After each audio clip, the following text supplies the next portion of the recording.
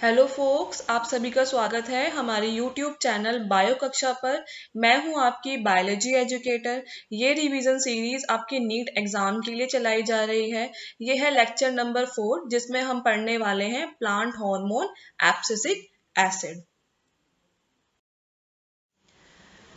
Abscisic acid तो जैसे मैंने फर्स्ट वाले लेक्चर में अपने फर्स्ट हार्मोन वाले लेक्चर के अंदर बताया था कि दो तरह के पीजीआरस होते हैं। फर्स्ट पीजीआरस कैसे थे? हमारे प्लांट ग्रोथ प्रमोटिंग, ऐसे पीजीआर जो प्लांट के अंदर ग्रोथ को प्रमोट कर रहे थे। और दूसरे पीजीआरस क्या थे? जो कि प्लांट ग्रोथ इनहिबिटिंग थे। ठीक है, तो प्लांट ग्रोथ इनहिबिटिंग के अंदर ही क्या आ रहे थे? हमारे एब्सिसिक एसिड और इथाइलिन आ रहे थे। तो अब जो हार्मोन हम पढ़ने वाले हैं वो कैसे पीजीआरस है? हमारे प्लांट ग्रोथ इनहिबिटिंग पीजीआरस हैं। तो आज हम लोग पढ़ रहे हैं एब्सिसिक एसिड। एब्सिसिक एसिड को स्ट्रेस हार्मोन कहते हैं। ऐसा क्यों कहते हैं स्ट्रेस हार्मोन? क्योंकि क्या होता है, एब्सिसिक एसिड स्ट्रेस कंडीशंस के अंदर प्लांट के अंदर सिंथेसाइज किया जाता है। अब ये स्ट्रेस कंडीशन क्या है? तो ड्रॉट कंडीशन हो गई, वाटर लॉगिंग कंडीशन, या फिर अदर एडवर्स इन्वायरमेंटल कंडीशंस हो सकती हैं, जैसे कि एक्सट्रीम ऑफ कोल्ड, ठीक है, ठंड बहुत ज्यादा है, या फिर सॉइल के अंदर सॉल्ट का कंसंट्रेशन ज्यादा होना। वाटर लॉगिंग कंडीशन, जिसके मतलब क्या है, सॉइल के अंदर पानी बहुत ज्यादा है, जिसकी वजह से क्या हो रहा है, जो रूट्स हैं हमारी पानी के अंदर मतलब सॉइल के अंदर, तो वो क्या नहीं कर पा रही, ऑक्सीजन नहीं ले पा रही है। तो वो कैसी कंडीशन हो गई? वाटर लॉगिंग कंडीशन हो गई। ड्रॉट कंडीशन क्या हो गया? मतलब सॉइल हमारी क्या है, बिल्कुल ही ड्राई हो गई है, उसके अंदर वाटर है ही नहीं। ठीक है, तो ये सभी क्या हो गई, हमारी स्ट्रेस कंडीशन हो गई प्लांट के लिए। तो इस कंडीशन में क्या होता है, एब्सिसिक एसिड प्लांट के अंदर सिंथेसाइज किया जाता है। ठीक है, इसीलिए इसको क्या बोलते हैं, स्ट्रेस हार्मोन भी कहते हैं। एब्सिसिक एसिड को हम लोग डॉर्मिन के नाम से भी जानते हैं। डॉर्मिन के नाम से क्यों जानते हैं? क्योंकि ये क्या होता है, एब्सिसिक एसिड इंड्यूस कराता है डॉर्मेंसी को। और डॉर्मेंसी क्या होती है मैंने पहले ही वीडियो लेक्चर में बता दिया है। ठीक है, तो डॉर्मेंसी इंड्यूस कराता है किसके अंदर? बर्ड्स के अंदर, अंडरग्राउंड स्टेम के अंदर और सीड के अंदर। अच्छा, इसको एब्सिसिन सेकेंड और इनहिबिटर बी के नाम से भी जानते हैं एब्सिसिक एसिड को। तो अगर हमें याद रखना है कि एब्सिसिक एसिड के कौन कौन से नाम, तो इसको हम स्ट्रेस हार्मोन के नाम से भी जानते हैं, डॉर्मिन के नाम से भी जानते हैं, एब्सिसिन सेकेंड के नाम से भी जानते हैं और इनहिबिटर बी के नाम से भी जानते हैं। इस हार्मोन को फर्स्ट आइसोलेट किया था एडिकॉट एडल ने। किससे? कॉटन बॉल से इसको आइसोलेट किया था।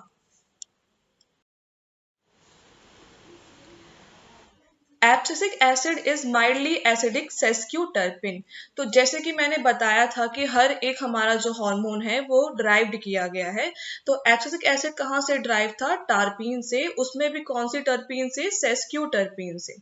तो सेस्क्यूटर्पिन क्या है? एक तरह की टर्पीन होती है, या फिर आप इसको सेकेंडरी मेटाबोलाइट के नाम से भी याद रख सकते हो। तो एब्सिसिक एसिड कैसा होता है? माइल्डली एसिडिक होता है।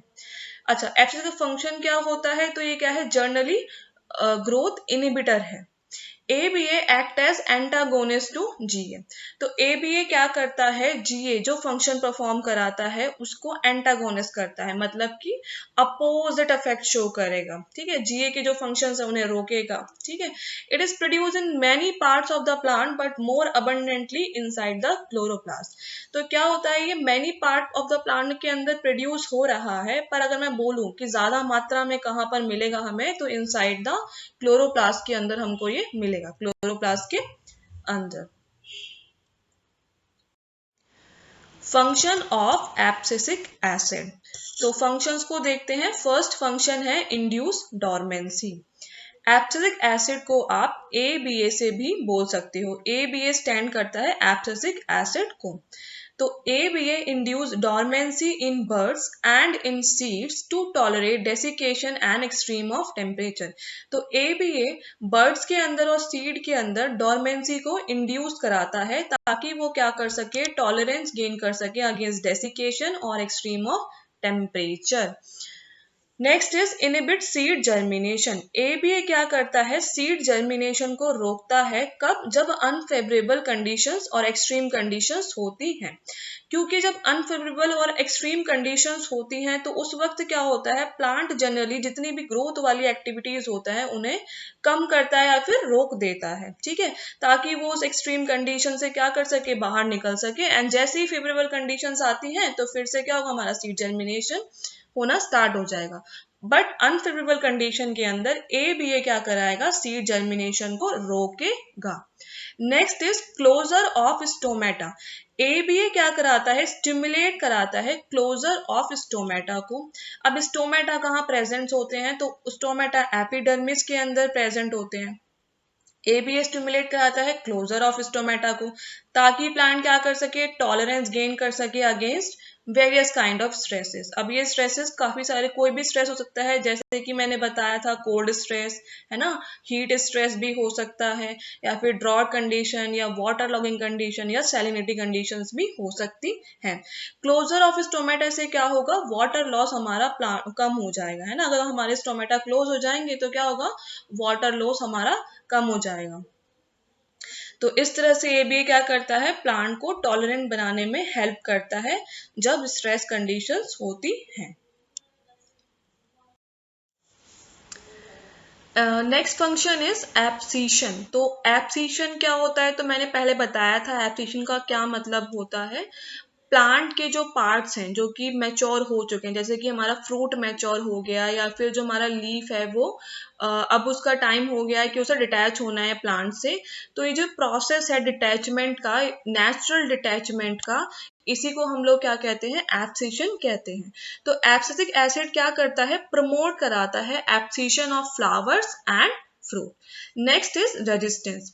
Abscisic acid increase resistance of plant to cold and other type of stresses. It is therefore known as stress hormone. तो ये तो हमको पता है कि ABA को हम क्या बोलते हैं, स्ट्रेस हार्मोन के नाम से भी जानते हैं।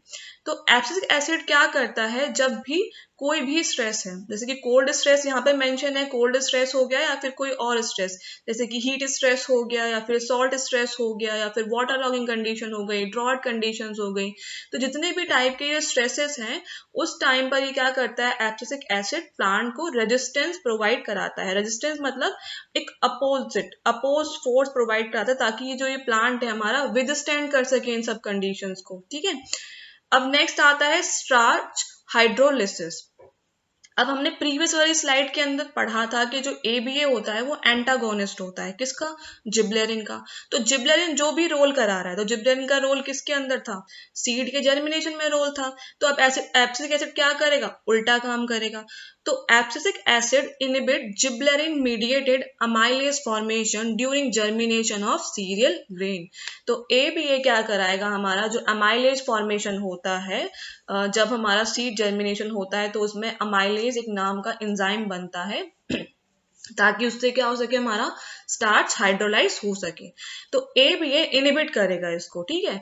तो ये हमारा फंक्शन हो गया किसके अंदर, स्टार्च हाइड्रोलिसिस के अंदर। तो ABA क्या करता है, इनहिबिट करता है अमाइलेज फॉर्मेशन को और जर्मिनेशन को भी इनहिबिट कर रहा है।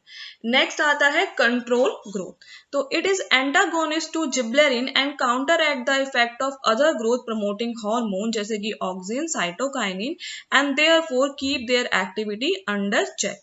तो हमने पढ़ा था कि ऑक्सिन और साइटोकाइन का काम क्या था, हमारा ग्रोथ को प्रमोट करा रहे थे, है ना।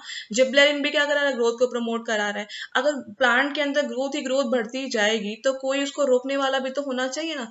तो ये क्या है, हमारा हार्मोन इन सभी हार्मोन की जो एक्टिविटी है उसको चेक रखता है कि भाई इतना ही होना चाहिए, इससे ज्यादा ग्रोथ नहीं होनी चाहिए, ठीक है। तो ये काउंटर एक्ट करता है, इसीलिए क्या कर रहा है, इनके अपोज में काम करता है ये, है ना। ABA हमारा अपोज में काम करेगा किसके, जिबलेरिन, ऑक्सिन और साइटोकाइनिन के। तो ये हो गया हमारा एब्सिसिक एसिड कंप्लीट यहाँ पर फंक्शंस के साथ। आई होप आपको ये वीडियो लेक्चर्स पसंद आ रहे हैं। अगर आपको ये वीडियो लेक्चर्स पसंद आ रहे हैं तो प्लीज लाइक कीजिए, सब्सक्राइब कीजिए, और अगर आप चाहते हैं कोई और टॉपिक पर वीडियो तो प्लीज हमें कमेंट करके बताएं। Thank you.